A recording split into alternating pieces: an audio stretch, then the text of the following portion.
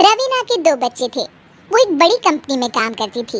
उसके ऑफिस जाने के बाद उसकी सास उसके बच्चों को संभाला करती, लेकिन रवीना को इसकी कोई कदर नहीं थी।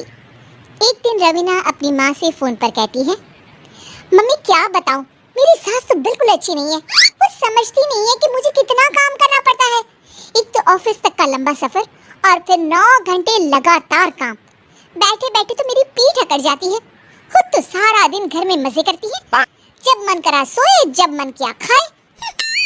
तभी उसकी सास वहाँ आ जाती है। अच्छा माँ, मैं बाद में आपको फोन करती हूँ।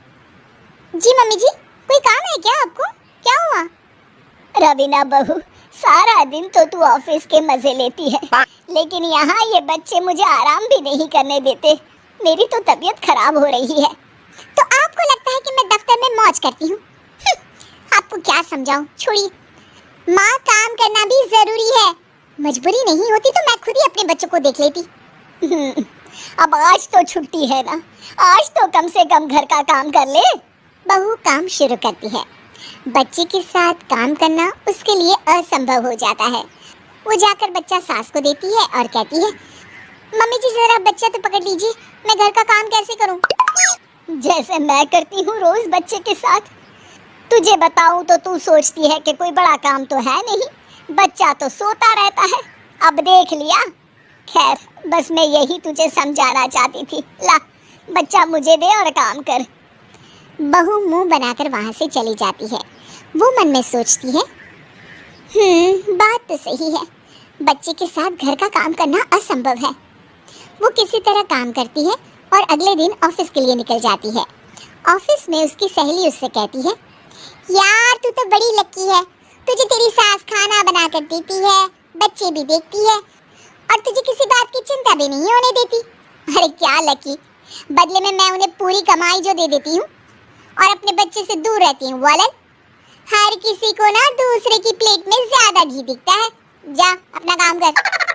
अरे फिर भी ये तो है, यहाँ हमारे बच्चे को मैं क्रैश में छोड़ती हूँ, हर पल डर लगा रहता है कि क्या कर रहा होगा।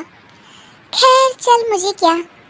बहू घर आती है तो देखती है कि उसकी सास उसके बच्चे को बड़े ही प्यार से खिला रही होती है। वो माँ को देखकर खुश हो जाता है। बहू मन में सोचती है कि बात तो सही है, सासू माँ सारा दिन काम करती है, मैं ऑफिस से आकर भी काम नहीं करती हूँ। वो सास के पास जाती है और कहती है, माँ जी थक गई आप? और क्या, सारा दिन चक्कर घीनी की तरह पूरे घर में घूमती रहती हूँ और अब उम्र भी नहीं रही। लेकिन चल तू बता, क्या हुआ, कुछ काम है क्या? बहू कुछ नहीं कहती, मुस्कुराकर वहाँ से चली जाती है।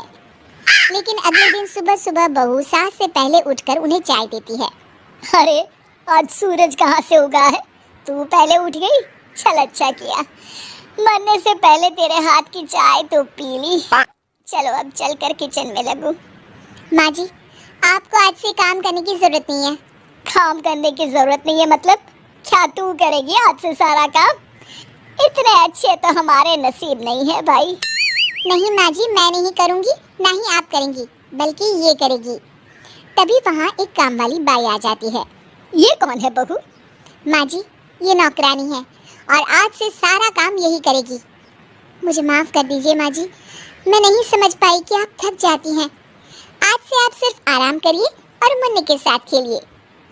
और सास बहू बच्चे के साथ खेलने लग जाते हैं।